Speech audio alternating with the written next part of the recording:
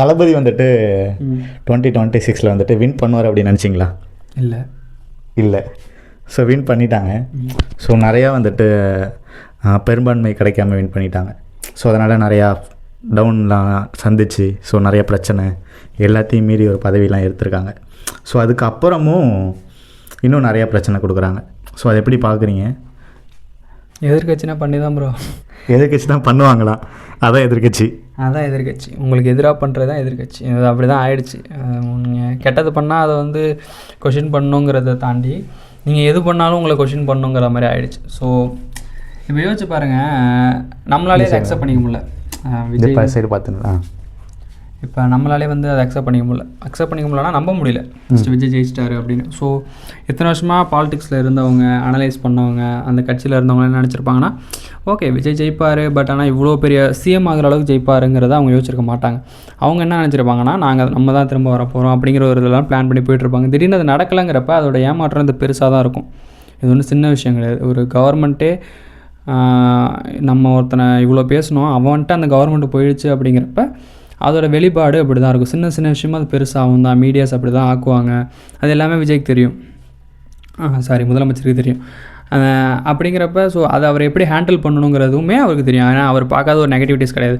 நம்ம சொல்லலாம், சினிமாவில் பார்த்த நெகட்டிவிட்டியும் ஒரு ஸ்டேட்டுக்கு நீ பார்க்குற நெகட்டிவிட்டியும் ஒன்றான்னு பார்க்கலாம். இங்கே யாருமே ஸ்டேட்டுக்கு நெகட்டிவிட்டி இல்லாமல் இல்லை. ஸ்டேட்டுக்கு கெட்டது நடக்குது எல்லாம் யாரும் இங்கே பார்க்கல. சிஎம்மை வந்து எப்படி அட்டாக் பண்ணணும், சிஎம்மை வந்து எப்படி டிகிரேட் பண்ணணும், சிஎம்மை வந்து அவர் தப்பாக பண்ணுற, அவருக்குன்னு ஆட்சி பண்ண தெரியல அப்படிங்கிறத நம்ம சொல்லணுங்கிறது மட்டும் தான் இங்கே பாதி பேரோட ஃபோக்கஸாக இருக்கே தவிர, இது மக்களுக்கு இதனால் இது நல்லது நடக்கணும் அப்படிங்கிறது வந்து இங்கே யாருக்குமே கிடையாது. அது நடக்கிறதும் இல்லை. ஸோ அதை தான் இங்கே வந்து ரெண்டு கட்சிகளும் சேர்ந்து அதை பண்ணிகிட்ருக்காங்க, மீடியா சப்போர்ட்டோட. ஓகே ப்ரோ, நடந்ததுக்கப்புறம் அது போட்ட ஒரு முக்கியமான கையெழுத்து, ஸோ மது விலக்கு வந்துட்டு க்ளோஸ் பண்ணது, ஸோ அந்த ரூல்ஸ்லாம் நீங்கள் எப்படி பார்க்குறீங்க? அவங்க போட்ட கையெழுத்தெல்லாம் எப்படி, திட்டத்தெல்லாம் எப்படி நீங்கள் பார்க்குறீங்க? திட்டங்கள் வந்து அது ஒரு 2 வாரத்துக்கு க்ளோஸ் பண்ணுற மாதிரி ஒரு 717 கடைகள் போட்டாங்க. அது வந்து இப்போ இருக்கிற சுச்சுவேஷனில் இன்றைக்கி வந்தோடனே நான் இருக்கிற 4000 கடையும் மூட முடியாது. ஸோ 717 கடை இப்போதைக்கு நான் டெம்பரரியாக மூடி பார்த்தா அதுலேருந்து வர ரெவென்யூ எனக்கு கட் ஆச்சுன்னா அதை நல்லா பேசிக்காக வேறு ஒரு இது மூலயமா மேனேஜ் பண்ணிக்க முடியுமா அப்படிங்கிற மாதிரிலாம் ஒரு ட்ரையல் மாதிரி தான் அது என்னை பொறுத்த வரைக்கும் அது இப்போதைக்கு வந்து டாஸ்மார்க்கோட ரெவென்யூ இல்லாமல் தமிழ்நாடு வந்து ரன் ஆகிறது இப்போதைக்கு சாத்தியங்கள் இல்லை. ஏன்னா இதுக்கு முன்னாடி இத்தனை வருஷமாக அப்படி தான் ஆகியிருக்கு. ஸோ அப்படிங்கிறப்ப 4 மாதத்தில் என்னால் அதை மாற்ற முடியுமானா யாராலையுமே மாற்ற முடியாது. ஸோ கொஞ்சம் கொஞ்சமாக குறைக்கலாம், அன்னெசரியான இடத்துல வந்து இல்லாமல் இருக்கலாம், டைமிங்ஸ் ரெஸ்ட்ரிக்ட் பண்ணலாம், வேறு ஏதாவது ஆல்டர்னேட் வேஸ் கண்டுபிடிக்கலாமே தவிர ஃபுல்லாக மூடலாமா அப்படிங்கிறது அது எனக்குமே ஒரு ஒப்பீனியன் இல்லை. அது மதுவிலக்கு அமைச்சர் கூட சொன்னார், இந்த மாதிரி வந்து கள்ளச்சாராயம் வந்துடும், அது எல்லாமே அடுத்தது தான். பட் ஃபுல்லாக மூடி தமிழ்நாடு ரன் பண்ண முடியுமானா டவுட்டு தான் அது. Okay bro. ஸோ இத்தனை இதை வந்துட்டு இப்போது நிறையா வந்துட்டு எப்படி சொல்கிறது, இப்போதைக்கு கரண்ட்டாக இன்றைக்கி என்ன மே 30 அன்றைக்கி, ஸோ மே 30.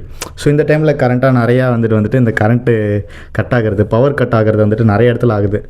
ஸோ அதனால் நானுமே அஃபெக்ட் ஆகிருக்கேன். ஸோ எப்படின்னா நைட் அன்றைக்கி ஃபுல்லாகவே கரண்ட் இல்லை, எந்த ஏரியாலாம் நான் சொல்லலை. ஸோ அது ரொம்ப சிவியராக எடுத்துக்காதீங்க. ஸோ சீரியஸாக சொல்கிறேன், என்னென்னா கரண்ட் இல்லை தான், உண்மையாகவே இல்லை. ஸோ முன்னாடி பார்த்ததுக்கும் ஸோ இது வந்ததுக்கு அப்புறமும் ஸோ ரொம்ப பவர் கட் ஆகுது. போன சம்மருக்கும் இந்த சம்மருக்கும் கம்பேர் பண்ணாலே இந்த சம்மரில் நிறையா பவர் கட் ஆகுது. ஸோ ரொம்ப நேரம் ஆகுது. ஸோ அதெல்லாம் எப்படி பார்க்குறீங்க? அதாவது ப்ரோ, பவர் கட்டுங்கிறது எல்லா இடத்துலையும் ஆகுதுன்ட்டு நிறையா நியூஸ் சேனல்ஸ் வருது, நிறைய பேர் போராட்டம்லாம் பண்ணுறாங்க. இதுக்கு முன்னாடி இதில் நீங்கள் ஆகவே இல்லைன்னு சொல்கிறீங்க. ஒருவேளை உங்களுக்கு ஆகலையா நான் சொல்லலை, அது 1 hour 10 நிமிஷம் ஆகிறது வந்துட்டு இப்போ ஒரு அரை மணி நேரம் ஆகுது, அவ்வளோதான் நான் சொல்கிறேன். ஓகே. ஸோ இந்த இடத்துல நம்ம இல்லைன்னு நானும் ஒரு விஜய்க்கு சப்போர்ட் பண்ணுறவன் தான். பட் எங்கள் சேனலில் பார்த்தீங்கன்னா உங்களுக்கே தெரியும். பட் இப்போ வந்துட்டு நான் சொல்கிறது வந்துட்டு ரியல் தான். ஸோ எல்லாமே நம்ம பேசணும். கண்டிப்பாக நான் தான் சொல்கிறேன்ல, இன்றைக்கி நல்லது நடந்தால் நல்லது, கெட்டது நடந்தது. லாஸ்ட் இயர் நீங்கள் இல்லை கம்பேரிட்டிவ் இல்லைங்கிறீங்க. லாஸ்ட் இயர் இப்போ நான் இங்கே இருக்கிற ஏரியாலுமே எனக்கு 1 hour 2 hour ஆயிருக்கு. நீங்கள் அப்படி பார்த்தீங்கன்னா எனக்கு இங்கே ஆகிறதே கிடையாது.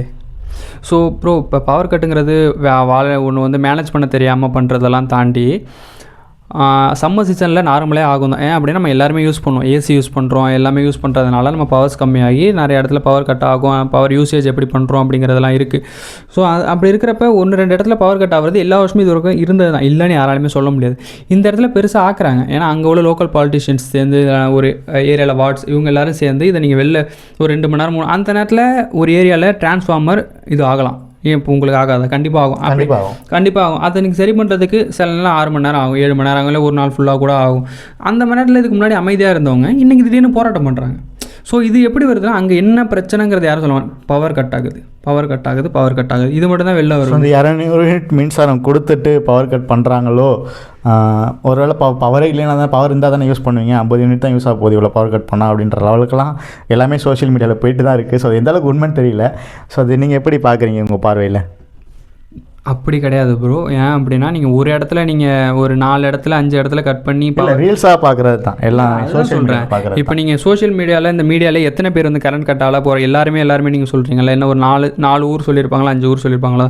அதில் மிச்சம் பண்ணி இவங்க ஒன்றும் எதுவும் பண்ண போகிறது கிடையாது. ஓகேவா? ஸோ அப்படி இல்லை அப்படின்னா அது கொஞ்சம் லேட்டாக கூட ஆக்கியிருக்கலாம். அவங்க எல்லாம் முடியாதுன்னு நினச்சிருந்தாங்கன்னா 100 யூனிட்டே கண்டினியூ பண்ணிவிட்டு ஒரு 3 மாதம் கழிச்சு கூட பண்ணிடலாம். ஒன்றும் பண்ணுறாங்க அப்படின்னா 200 யூனிட்ஸ் பண்ணுறாங்க அப்படின்னா அது அவங்களால முடியும் நினச்சி தான் பண்ணியிருக்காங்க. ஸோ அவ்வளோ பெரிய ஒரு டிசிஷன் எடுத்துகிட்டு இந்த மாதிரி சில்லியான விஷயங்கள்லாம் பண்ணணுங்கிறது அவங்களுக்கு இதுவாக இருக்காது, என்னையை பொறுத்த வரைக்கும். அது இதுவாக இருக்காது. ஓகே, இப்போ வந்துட்டு அந்த மகளிருக்கு வந்துட்டு நிறையா திட்டம்லாம் அனௌன்ஸ் பண்ணியிருக்காங்க. ஸோ இதுக்கு முன்னாடி என்ன சொன்னார்னா, எல்லாமே ஃப்ரீயாக கொடுத்துருவீங்களா தமிழ்நாட்டுக்கு? ஸோ காசு ஃப்ரீயாக கொடுத்தா இதெல்லாம் ஓட்டு போட்டுருவாங்களா உங்களுக்கு? இப்படிலாம் நிறைய சொல்லிட்டு இருந்தாங்க. ஸோ 1000 ரூபாய் கொடுக்கறது இப்போ 2500 கொடுக்குறாங்க. காலேஜ் முடித்த பசங்களுக்கு வந்துட்டு 4000 ரூபாய் கொடுக்கறது. ஸோ இந்த மாதிரி எல்லாமே காசு தான் இருக்குது. ஸோ இதுக்கெல்லாம் ஃபண்டு எங்கேருந்து வரும் அப்படின்னு தெரியல. ஸோ மதுக்கடை எல்லாமே கூட மூடுறாங்க. ஸோ இதெல்லாம் இந்த திட்டம்லாம் வந்துட்டு சாத்தியமா?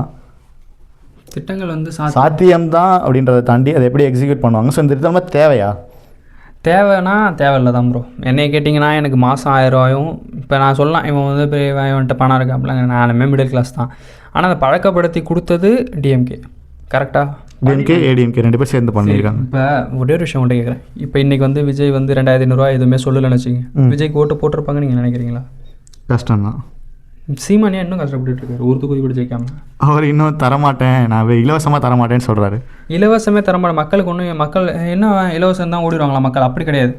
இப்போ மக்கள் ஒன்று மேபி ஓட்டு போட்டிருப்பாங்களா 2500 அது தெரியல. விஜய்க்காக போட்டிருந்தாலும் நிறைய பேர் சான்சஸ் இருக்குது. ஆனால் இந்த அளவுக்கு 2500 ரூபாய்க்கு வேணால் ஒரு 1 லட்சம் 2 லட்சம் பேர் ஓட்டு போட்டிருப்பாங்கன்னு தோணுது. இப்போ போயிட்டு அவங்களுக்கு கேன்வாஸ் பண்ணுறவங்க என்ன பண்ணியிருப்பாங்க, எங்களுக்கு போட்டிங்கன்னா உங்களுக்கு 2000 வரும், விஜய்க்கு போட்டால் ஒன்றுமே வராது. எல்லா போஸ்டர்லேயும் அதான் கொடுத்தாங்கன்னு நினைக்கிறேன். 2500 ரூபாய் மகளிருக்கு, 2500 ரூபாய் மகளிருக்கு. ஸோ அது உங்களுக்கு அட்ராக்டிவ் பிளானாக மாறிடுச்சு.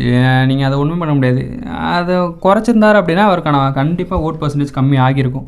ஸோ அதனால் அதை கொடுத்து தான் ஆகணும். கொடுத்ததுக்கான சொல்யூஷன் அவர் தான் கண்டுபிடிக்கணும். இதை நம்ம ஒன்றுமே, அவர் கொடுத்துட்டாரு, அதுமாரி அறிக்கையை விட்டார் நான் தரேன்னு சொல்லி. தரலைன்னா அதுக்கான கான்சிக்வன்ஸாக அவர் ஃபேஸ் பண்ணி தான் ஆகணும். ஏன்னா வந்து என்ன தானே விஜயோட கோர் சப்போர்ட்டராக இருந்தாலுமே விஜய் சொல்லிட்டாருங்கிறப்ப அதை அவர் செஞ்சுருவாருன்னு ஒரு நம்பிக்கை இருக்குது. ஒரு வேளை அது செய்யலைன்னா அடுத்த எலெக்ஷனில் அதுக்கான ரிசல்ட்டாக அவர் கண்டிப்பாக அது வாங்கி தான். அவர் சொன்னார் இந்தமாரி ஸ்டாலின் சார் டேக்ஸ் அப்படின்னு ஒன்று போகுது இந்த ரெவென்யூவில், அதனால தான் வந்து இது ஒழுங்காக பண்ண முடியல, அதெல்லாம் நாங்கள் ஊழல் பண்ண மாட்டோம், ஊழல் பண்ணலன்னா இதெல்லாம் ஓகே. அப்படி இருந்தாலுமே இன்னுமே நிறையா ரெவென்யூ ஜென்ரேட் பண்ணுற விஷயங்களை வந்து இண்டஸ்ட்ரி கொண்டு வரதா இருக்கட்டும், இந்தமாரி ரெவென்யூ ஜென்ரேட் பண்ணுற விஷயங்கள் இன்னும் தமிழ்நாட்டில் நிறையா பண்ணாங்க அப்படின்னா இந்தமாதிரி விஷயங்கள்லாம் நடக்கும்னு நான் நினைக்கிறேன். ஆனால் என்னை கேட்டிங்கன்னா ஃப்ளாட்டாக எந்த இலவசம் அவன் படித்ததுக்கு அவனுக்கு வேலை வாய்ப்பு உருவாக்கி கொடுத்தா அவன் ஃபேமிலியை அவன் பார்த்துப்பான். அவ்வளோதான் என்னையை பொறுத்த வரைக்கும் இவ்வளோதான். நீங்கள் இந்த 1000 ரூபா முதியோர் கொடுக்குறீங்களா ஓகே, ஆனால் அந்த மாதம் 1000 ரூபான்னு பெண்கள் கொடுத்தீங்க ஓகே, நிறைய பேருக்கு யூஸ் நான் யூஸே ஆகலாம் சொல்ல. பட் ஆனால் அதை பழக்கப்படுத்தி கொடுத்துட்டீங்கன்னா எத்தனை வருஷத்துக்கு அது பழக்கப்படுத்தி, இப்போ நீங்கள் 2500 ரூபா எடுத்துறீங்க, அடுத்த தேர்தலில் 5000 ரூபாய். அப்போ யார் வேலைக்கு எதுக்கு போகணும்? இன்னொரு 50 வருஷம் கழிச்சு 10000 ரூபாய் 1 லட்ச ரூபாய் கூட கொடுக்க சான்ஸ் இருக்குது. அப்போ எல்லோரும் நீங்கள் பண்ணிட்டு போயிடுவீங்க. ஸோ அதுதான் சொல்கிறேன், அவன் கஷ்டப்படுறான், வேலை பார்க்குறான்.